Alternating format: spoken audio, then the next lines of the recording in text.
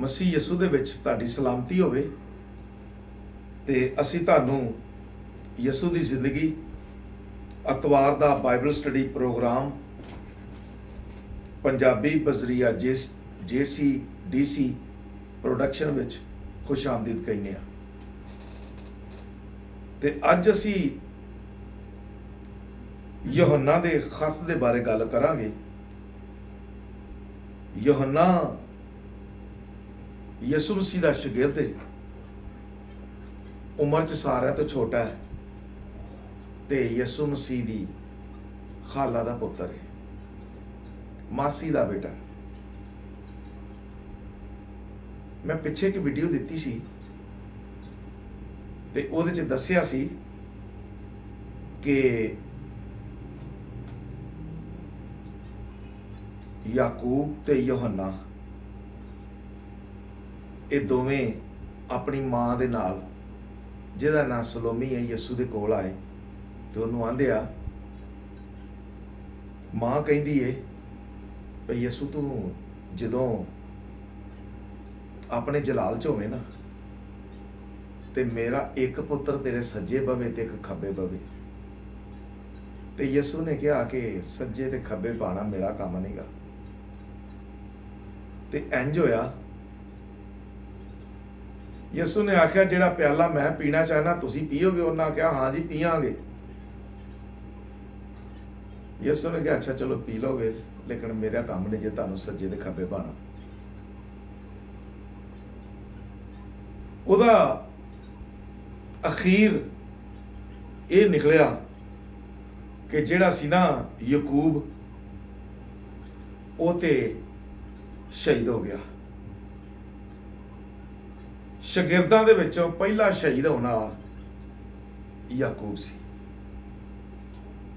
ਤੇ ਯਹੋਨਾ ਯਿਸੂ ਦੇ ਨਾਲ ਸੀ।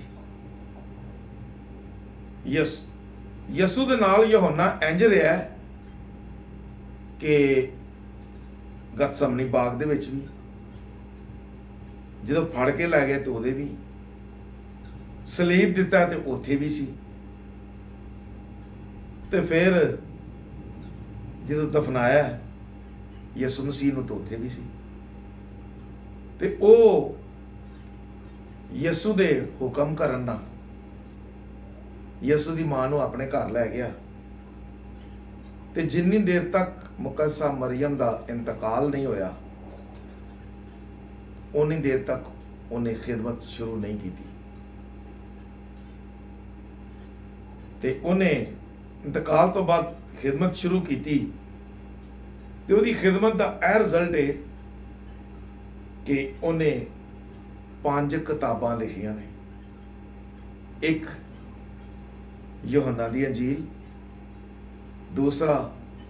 ਦੂਸਰੀ ਯਹੋਨਾ ਦਾ ਪਹਿਲਾ ਖਤ, ਯਹੋਨਾ ਦਾ ਦੂਸਰਾ ਖਤ, ਯਹੋਨਾ ਦਾ ਤੀਸਰਾ ਖਤ ਤੇ ਪੰਜਵੀਂ ਕਿਤਾਬ ਜਿਹੜੀ ਉਹਨੇ ਲਿਖੀ, ਜਿਹਨੂੰ ਅਸੀਂ ਯਹੋਨਾ ਆਰਫ ਦਾ ਮੁਕਾਸ਼ਫਾ ਕਹਿੰਦੇ ਆ।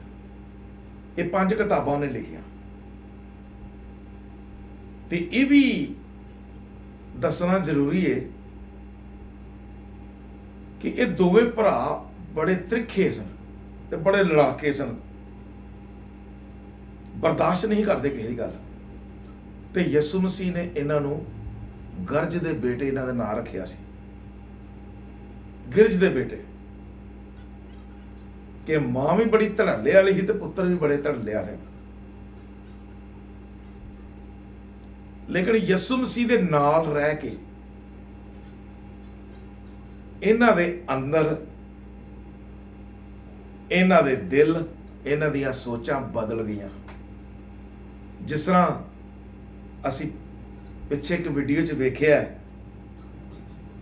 ਕਿ ਜ਼ਕਈ ਬਦਲ ਗਿਆ, ਉਹਦਾ ਦਿਲ ਬਦਲ ਗਿਆ, ਉਹਦੀਆਂ ਸੋਚਾਂ ਬਦਲ ਗਈਆਂ, ਉਹਦੀ ਡਾਇਰੈਕਸ਼ਨ ਬਦਲ ਗਈ।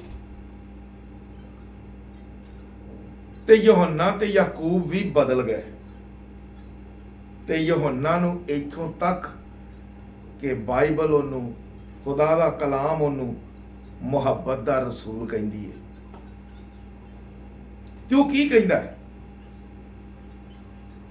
ਯਹੋਨਾ ਦਾ ਪਹਿਲਾ ਖੱਤ ਤੇ ਉਹਦਾ 5ਵਾਂ ਬਾਬ, ਤੇ ਉਹਦੇ ਵਿੱਚ ਕਹਿੰਦਾ ਹੈ ਜਿਹਦੇ ਕੋਲ ਖੁਦਾ ਦਾ ਪੁੱਤਰ ਹੈ ਉਹਦੇ ਕੋਲ ਜ਼ਿੰਦਗੀ ਹੈ, ਤੇ ਜਿਹਦੇ ਕੋਲ ਖੁਦਾ ਦਾ ਪੁੱਤਰ ਨਹੀਂ ਉਹਦੇ ਕੋਲ ਜ਼ਿੰਦਗੀ ਨਹੀਂ।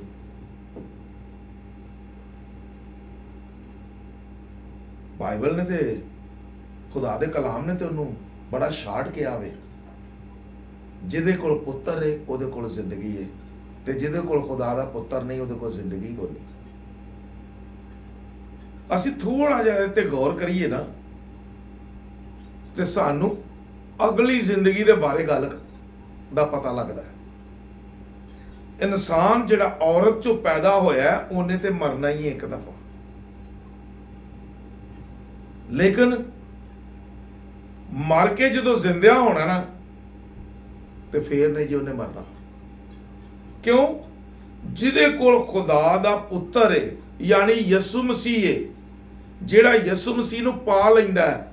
ਜ਼ਕਈ ਯਿਸੂ ਮਸੀਹ ਨੂੰ ਵੇਖਣ ਲਈ, ਯਿਸੂ ਨੂੰ ਮਿਲਣ ਲਈ ਗੂਲਰ ਦੇ ਰੁੱਖ ਤੇ ਚੜ ਗਿਆ, ਲੇਕਿਨ ਉਹਨੇ ਲੱਭ ਲਿਆ, ਵੇਖ ਲਿਆ ਯਿਸੂ ਨੂੰ, ਤੇ ਯਿਸੂ ਉਹਦੇ ਨਾਲ ਘਰ ਵੀ ਚਲਾ ਗਿਆ।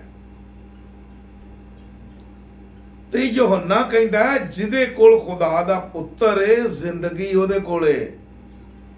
ਅਗਲੀ ਜ਼ਿੰਦਗੀ ਯਾਨੀ ਖੁਦਾ ਦੀ ਬਾਦਸ਼ਾਹੀ ਦੇ ਵਿੱਚ ਜ਼ਿੰਦਗੀ ਗੁਜ਼ਾਰਨੀ, ਜਿਹੜੀ ਜ਼ਿੰਦਗੀ ਮਿਲਣੀ ਹੈ, ਉਹ ਜ਼ਿੰਦਗੀ ਉਹਦੇ ਕੋਲ ਹੀ ਹੈ ਜਿਹਦੇ ਕੋਲ ਖੁਦਾ ਦਾ ਪੁੱਤਰ ਹੈ ਯਾਨੀ ਯਿਸੂ ਮਸੀਹ ਹੈ। ਤੇ ਜਿਹਦੇ ਕੋਲ ਖੁਦਾ ਦਾ ਪੁੱਤਰ ਨਹੀਂ ਜੇ ਉਹਦੇ ਕੋਲ ਜ਼ਿੰਦਗੀ ਕੋਈ ਨਹੀਂ ਜੇ। ਇਹ ਖੁਦਾ ਦਾ ਪੁੱਤਰ ਇਸ ਲਈ ਕਿਹਾ ਗਿਆ ਕਿ ਉਹ ਕਲਾਮ ਹੈ, ਯਿਸੂ ਨੂੰ ਕਲਾਮ ਹੀ ਕਿਹਾ ਗਿਆ। ਇਹ ਉਹ ਕਲਾਮ ਹੈ ਜਿਹੜਾ ਖੁਦਾ ਬਾਪ ਕੋਲੋਂ ਮਿਲਿਆ ਤੇ ਉਹ ਮੁਕੱਦਸਾ ਮਰੀਮ ਨੂੰ ਉਹਨੇ ਦਿੱਤਾ, ਤੇ ਉਹਨੇ ਕਬੂਲ ਕੀਤਾ ਕਿ ਠੀਕ ਹੈ, ਜੇ ਰੱਬ ਦੀ ਮਰਜ਼ੀ ਹੈ ਇਸ ਤਰ੍ਹਾਂ ਹੀ ਤੇ ਮੈਂ ਜੀ ਕਰਾਂਗੇ। ਤੇ ਯਿਸੂ ਮਸੀਹ ਪੈਦਾ ਹੋਇਆ। ਉਹ ਕਲਾਮ ਖੁਦਾ ਬਾਪ को लेके आया, जबराइल फरिश्ता कबूल हो गया, ਤੇ ਇਸ ਤਰ੍ਹਾਂ ਉਹ ਖੁਦਾ ਦਾ ਪੁੱਤਰ ਕਹਿਲਾਇਆ। ਤੇ ਜਬਰਾइल ਫਰਿਸ਼ਤੇ ਨੇ ਵੀ ਕਿਹਾ, ਮੁਕੱਦਸਾ ਮਰੀਮ ਨੂੰ ਆਖਿਆ ਉਹ ਖੁਦਾ ਤਾਲਾ ਦਾ ਪੁੱਤਰ ਅਖਵਾਵੇਗਾ, ਕਿ ਲੋਕ ਉਹਨੂੰ ਖੁਦਾ ਦਾ ਪੁੱਤਰ ਕਹਿਣਗੇ। ਤੇ ਬਾਈਬਲ ਨੇ ਵੀ ਉਹਨੂੰ ਖੁਦਾ ਦਾ ਪੁੱਤਰ ਕਿਹਾ, ਫਰਿਸ਼ਤੇ ਨੇ ਵੀ ਉਹਨੂੰ ਖੁਦਾ ਦਾ ਪੁੱਤਰ ਕਿਹਾ। ਐਸੇ ਲਈ ਅਸੀਂ ਉਹਨੂੰ ਖੁਦਾ ਦਾ ਪੁੱਤਰ ਕਹਿੰਦੇ ਆ। ਲੇਕਿਨ ਇਹ ਨਹੀਂ ਕਿ ਜਿਸ ਤਰ੍ਹਾਂ ਦੁਨੀਆ ਸਮਝਦੀ ਹੈ ਕਿ ਮਰਦ ਤੇ ਔਰਤ ਦਾ ਮਿਲਾਪ ਹੈ ਤੇ ਔਲਾਦ ਹੁੰਦੀ ਹੈ। ਨਹੀਂ, ਇਹ ਖੁਦਾ ਦਾ ਕਲਾਮ ਹੈ। ਖੁਦਾ ਦਾ ਕਲਾਮ ਆਇਆ, ਮੁਕੱਦਸਾ ਮਰੀਮ ਨੇ ਕਬੂਲ ਕੀਤਾ, ਤੇ ਉਸ ਕਬੂਲੀਅਤ ਦੇ ਨਾਲ ਯਿਸੂ ਮਸੀਹ ਦੀ ਪੈਦਾਇਸ਼ ਹੋਈ ਹੈ ਕਿ ਉਹ ਬਗੈਰ ਬਾਪ ਦੇ ਪੈਦਾ ਹੋਇਆ। ਤੇ ਉਹ ਕਹਿੰਦਾ ਜਿਹਦੇ ਕੋਲ, ਯਹੋਨਾ ਕਹਿੰਦਾ ਜਿਹਦੇ ਕੋਲ ਯਿਸੂ ਹੈ ਉਹਦੇ ਕੋਲ ਜ਼ਿੰਦਗੀ ਹੈ, ਤੇ ਜਿਹਦੇ ਕੋਲ ਯਿਸੂ ਨਹੀਂ ਉਹਦੇ ਕੋਲ ਜ਼ਿੰਦਗੀ ਕੋਈ ਨਹੀਂ ਹੈਗੀ। ਕਿ ਉਹ ਯਿਸੂ ਮਸੀਹ ਖੁਦ ਕਹਿੰਦਾ ਕਿਆਮਤ ਤੇ ਜ਼ਿੰਦਗੀ ਮੈਂ ਆ, ਮੇਰੇ ਤੋਂ ਬਗੈਰ ਕੋਈ ਪਿਓ ਕੋਲ ਨਹੀਂ ਜਾ ਸਕਦਾ। ਤੇ ਇਸ ਲਈ ਮੈਂ ਅੱਜ ਦੱਸਣਾ ਚਾਹਨਾ, ਜਿਹੜੇ ਐਵੇਂ ਜ਼ਿੰਦਗੀ ਬਸਰ ਕਰਦੇ ਨੇ, ਉਹ ਯਿਸੂ ਮਸੀਹ ਨਾਲ ਮੁਲਾਕਾਤ ਕਰੋ, ਯਿਸੂ ਮਸੀਹ ਨੂੰ ਮਿਲੋ, ਯਿਸੂ ਮਸੀਹ ਨੂੰ ਲੱਭੋ, ਯਿਸੂ ਮਸੀਹ ਨਾਲ ਗੱਲਾਂ ਕਰੋ, ਤੇ ਯਿਸੂ ਨੂੰ ਕਬੂਲ ਕਰੋ। ਇਸ ਲਈ ਕਿ ਅਗਲੀ ਜ਼ਿੰਦਗੀ, ਜਿਹੜੀ ਅਗਲੀ ਜ਼ਿੰਦਗੀ ਹੈ, ਉਹਦੇ ਵਿੱਚ ਤੇ ਜ਼ਿੰਦਾ ਰਹਿ ਸਕੀਏ। ਹੁਣ ਤੇ ਮਰਨਾ ਹੀ ਹੈ, ਕਿ ਹੁਣ ਤੇ ਜਾਣਾ ਹੀ ਹੈ। ਇਸ ਲਈ ਕਿ ਖੁਦਾ ਦਾ ਕਲਾਮ ਕਹਿੰਦਾ ਹੈ ਕਿ ਬੰਦਾ ਮਿੱਟੀ ਨਾਲ ਬਣਾਇਆ ਗਿਆ, ਤੇ ਇਹ ਮਿੱਟੀ ਹੈ। ਤੇ ਇਸੇ ਲਈ ਜਦੋਂ ਬੰਦਾ ਮਰ ਜਾਂਦਾ ਹੈ ਤੇ ਉਹਨੂੰ ਮਿੱਟੀ 'ਚ ਦਫਨ ਕਰ ਦਿੰਦੇ ਨੇ, ਤੇ ਨਾਲ ਆਂਦੇ ਨੇ ਤੂੰ ਖਾਕ ਹੈ ਤੇ ਖਾਕ ਦੇ ਵਿੱਚ ਹੀ ਚਲਾ ਜਾ, ਤੂੰ ਮਿੱਟੀ ਹੈ ਤੇ ਮਿੱਟੀ ਦੇ ਵਿੱਚ ਹੀ ਚਲਾ ਜਾ। ਤੇ ਰੂਹ ਜਿਹੜੀ ਉਹ ਰੱਬ ਕੋਲ ਚੜ ਜਾਂਦੀ ਹੈ, ਖੁਦਾ ਕੋਲ ਟੁਰ ਜਾਂਦੀ ਹੈ। ਤੇ ਇਸ ਲਈ ਅਗਲੀ ਜ਼ਿੰਦਗੀ ਜਿਹੜੀ ਅੱਗੋਂ ਆਉਣੀ ਹੈ, ਜਿਹੜੀ ਖੁਦਾ ਦੇ ਨਾਲ ਗੁਜ਼ਾਰਨੀ ਹੈ, ਜਿਹੜੀ ਜਿਹਨੂੰ ਅਸੀਂ ਅਬਦੀ ਜ਼ਿੰਦਗੀ ਕਹਿੰਦੇ ਆ, ਉਹ ਯਿਸੂ ਤੋਂ ਬਗੈਰ ਨਹੀਂ ਹੈਗੀ। ਯਿਸੂ ਕੋਲੋਂ ਹੀ ਜ਼ਿੰਦਗੀ ਮਿਲਦੀ ਜੇ।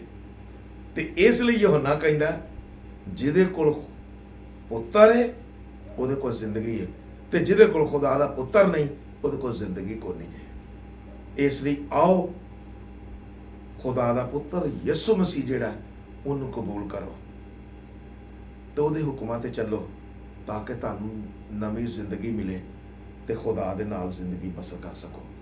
ਖੁਦਾ ਤੁਹਾਨੂੰ ਇਸ ਕਲਾਮ ਤੇ ਅਮਲ ਕਰਨ ਦੀ ਤੌਫੀਕ ਦੇਵੇ। ਆਮੀਨ।